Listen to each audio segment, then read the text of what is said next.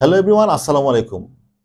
Nobel বিজয়ী professor doctor Mohammad ইউনূসকে প্রধান করে নতুন একটি অন্তর্বর্তীকালীন সরকার গঠন করা হয়েছে বাংলাদেশে এবং সেটি শপথ বাক্য পাঠ করেছে।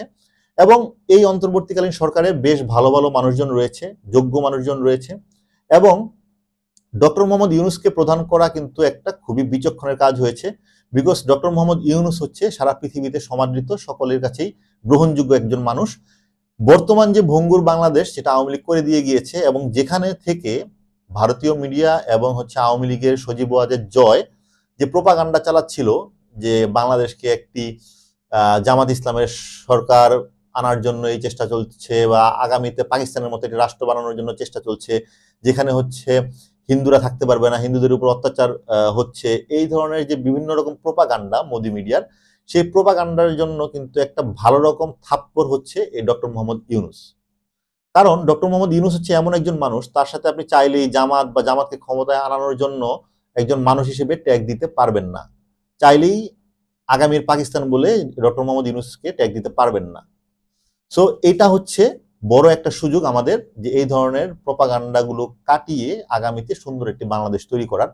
যেই অন্তর্বর্তীকালীন সরকার আমরা পেয়েছি সেটা যথেষ্ট পরিমাণ যোগ্য এবং ভালো ভালো মানুষ দিয়ে তৈরি।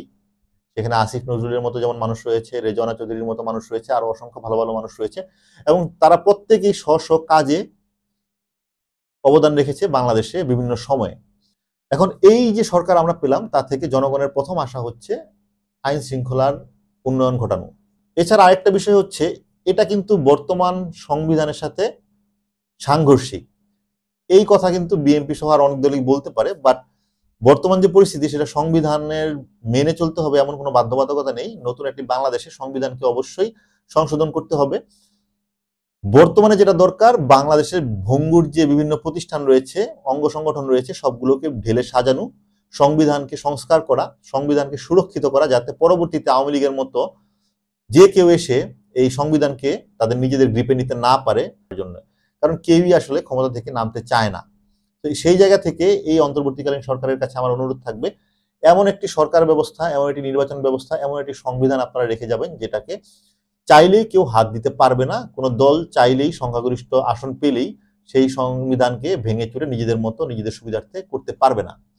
সংবিধানকে এমনভাবে করতে হবে যাতে সেটা পরিবর্তন করতে গেলে গণভোটের প্রয়োজন হয়, সকল জনগণের অংশীদারের প্রয়োজন হয়। নির্বাচন কমিশনকে এমনভাবে আমরা চাই আপনারা সাজান যাতে মানুষজন নির্ভয়ে আগামীতে সবসময় ভোট দিতে পারে, যেখানে রাতের ভোট হবে না, যেখানে ভোট চুরি হবে না এবং যেখানে বল প্রদর্শন করে কোনো কিছু করা যাবে না। তত্ত্বাবধায়ক সরকার সেটা যে নামেই হোক, যে ফরম্যাটেই হোক, বাংলাদেশের জন্য অবশ্যই জরুরি। বিকজ সাধারণ মানুষ মনে করে যদি বাংলাদেশে কেউ ক্ষমতায় থাকে তার আন্ডারে নির্বাচন হলে অন্য কোনো দল সুযোগ বা সমান সুযোগ পাবে না। এটা আমাদের বাংলাদেশের মানুষের চরিত্র, নেচার, আমরা আসলে এরকমই। সেই জায়গা থেকে অবশ্যই থার্ড কোনো পার্সন বা প্রতিষ্ঠানকে এই দায়িত্ব দিতে হবে যাতে তার আন্ডারে নির্বাচন হয়। সেই জায়গা থেকে পৃথিবীর কোথায় এই তত্ত্বাবধায়ক সরকার আছে কি নেই সেটা আমাদের দেখার বিষয় না। আমাদের দেশে থাকতে পারে, আমাদের দেশের মানুষ যেরকম, সেই জায়গা থেকে তত্ত্বাবধায়ক সরকার অবশ্যই দরকার।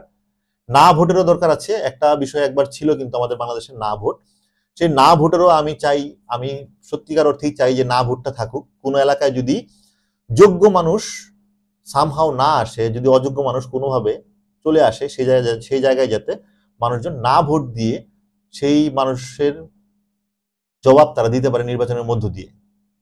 রাজনৈতিক দলগুলো অবশ্যই তাড়াতাড়ি নির্বাচনের জন্য চাপ দিবে, কিন্তু সাধারণ জনগণ আপনাদের কাছে আশা করে আপনারা যখন মনে করবেন সুষ্ঠু সময় এসেছে নির্বাচন দেওয়ার, তখন আপনারা নির্বাচন দিবেন। তার আগ পর্যন্ত নির্বাচন দিবেন না। তার আগ পর্যন্ত এই বাংলাদেশটাকে ঢেলে সাজাবেন, পুনর্গঠন করবেন এবং শক্ত একটা ভিত্তির উপর দাঁড় করিয়ে দিয়ে যাবেন।